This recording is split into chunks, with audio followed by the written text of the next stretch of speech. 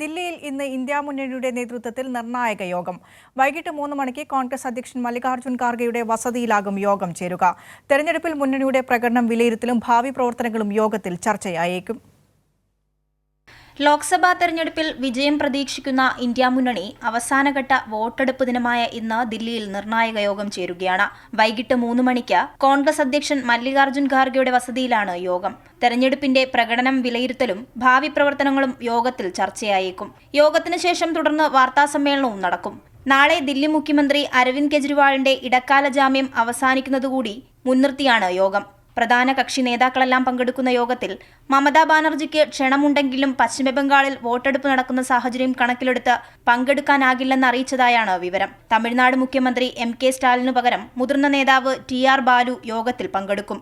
BJP സ്വാധീന മണ്ഡലങ്ങളിലടക്കം polling ശതമാനം കുറഞ്ഞതോടെ BJPയിൽ ആശങ്ക തുടരുമ്പോൾ അധികാരം പിടിക്കാമെന്ന ആത്മവിശ്വാസത്തിലാണ് ഇന്ത്യ മുന്നണി. അതുകൊണ്ട് തന്നെ മതേതര പാർട്ടികളെല്ലാം ഒരുമിച്ച് നിർത്തി ബദൽ സർക്കാർ ഉണ്ടാക്കാനുള്ള നീക്കമാണ് ഇന്ത്യ മുന്നണി നടത്തുന്നത്. അതിനിടെ മുന്നണി അധികാരത്തിൽ വന്നാൽ പ്രധാനമന്ത്രി സ്ഥാനാർത്ഥിയായി രാഹുൽ ഗാന്ധിയെ നിർദ്ദേശിക്കുമെന്ന് ഒരു മാധ്യമത്തിന് നൽകിയ അഭിമുഖത്തിൽ ഖാർഗെ പ്രതികരിച്ചിരുന്നു. കൈരളി ന്യൂസ്, ദില്ലി.